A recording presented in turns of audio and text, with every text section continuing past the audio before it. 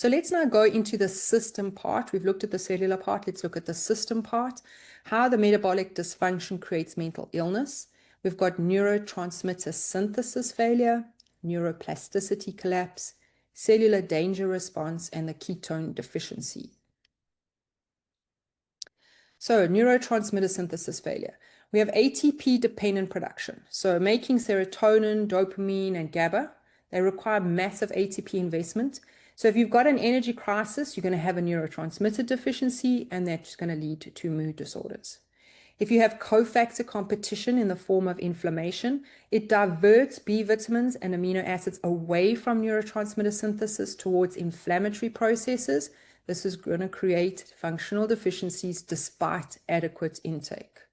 Then if we've got methylation breakdown, so the mitochondrial dysfunction impairs methylation, it's disrupting epigenetic regulation of mood-related genes and neurotransmitter metabolism. The neuroplasticity collapse, so you've got BDNF suppression, metabolic dysfunction reduces the brain-derived neurotrophic factor, low BDNF reduces neuroplasticity, so you're stuck in a depressive pattern. We've got impaired neurogenesis, creating new neurons requires enormous energy, and mitochondrial dysfunction halts the hippocampal neurogenesis, causing depression and memory problems. This is a very interesting one, which is the synaptic pruning failure. So energy shortages prevent proper synaptic maintenance, and this creates noisy neural networks, manifesting as anxiety and racing thoughts. Onto the cellular danger response activation. So mitochondria as stress sensors. So damaged mitochondria release mitochondrial DNA and other damaged signals, triggering the cell danger response, which is a hibernation-like state where cells prioritize survival over function. The metabolic shutdown from that, the cellular danger response reduces cellular metabolism by 60 to 90%. This is going to create profound fatigue, brain fog, and anhedonia that characterizes depression. And then we've got the purinergic signaling. So stressed mitochondria release ATP extracellularly as a danger signal, triggering neuroinflammation and anxiety behaviors.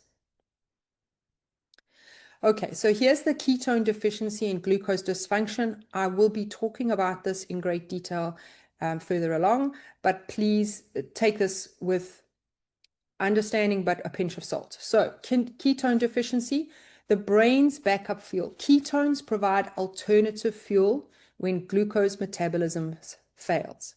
Modern high-carb diets suppress ketone production, removing the safety net. Ketones as signaling molecules. Beyond fuel, ketones reduce neuroinflammation, they increase BDNF and enhance GABA production. Their absence contributes to anxiety and depression. We have the metabolic psychiatric emergence. Ketogenic diets show remarkable efficacy for treatment-resistant depression, bipolar disorders, and schizophrenia by bypassing glucose dysfunction. So we have a couple of vicious cycles that you guys need to be very aware of.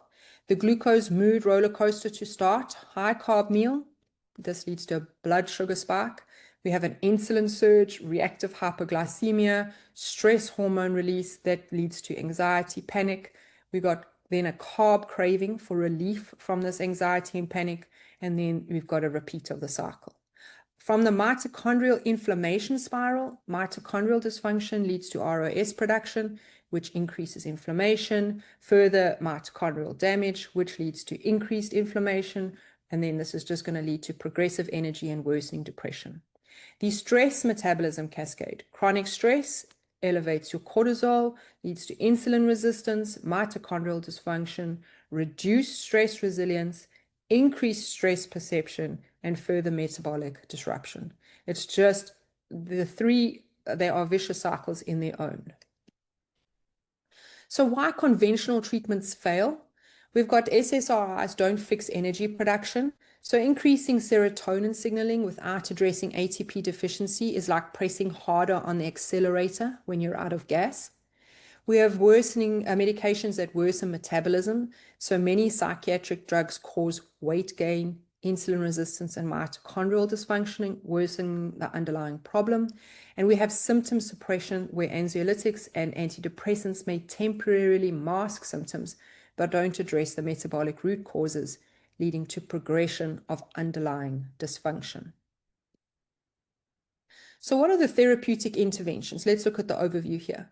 First of all, metabolic restoration. We need to look at blood sugar stabilization and insulin sensitization, mitochondrial rehabilitation, core nutrients, membrane support, and targeted therapies.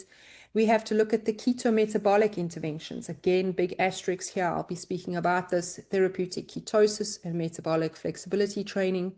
And finally, we're looking at circadian optimization, so light exposure, sleep-wake schedules, and grounding practices. For those of you that are with it and have noticed, there is one major thing missing here, and that is stress. We have to address stress. So that's where we're going to be doing our stress workshops, figuring it out. What is the cause? How can we bypass that for now until we can deal with it in a proper way? Stress workshop is where we're going to start. So you need a comprehensive approach to address all levels of metabolic dysfunction. You're not just going to start with or take one and only do one. You've got to look at it from the whole point of view. So metabolic restoration, blood sugar stabilization, some of the ideas that you can use here: continuous glucose monitoring. So this is a good thing. It's not the be all and end all. We have had clients who have got low body fat percentages. They put it on their arm, the reading's through the roof. They put it on their stomach, the reading's normal. So it's a bit of a finer thing than just stick it on your arm and you've got the exact readings.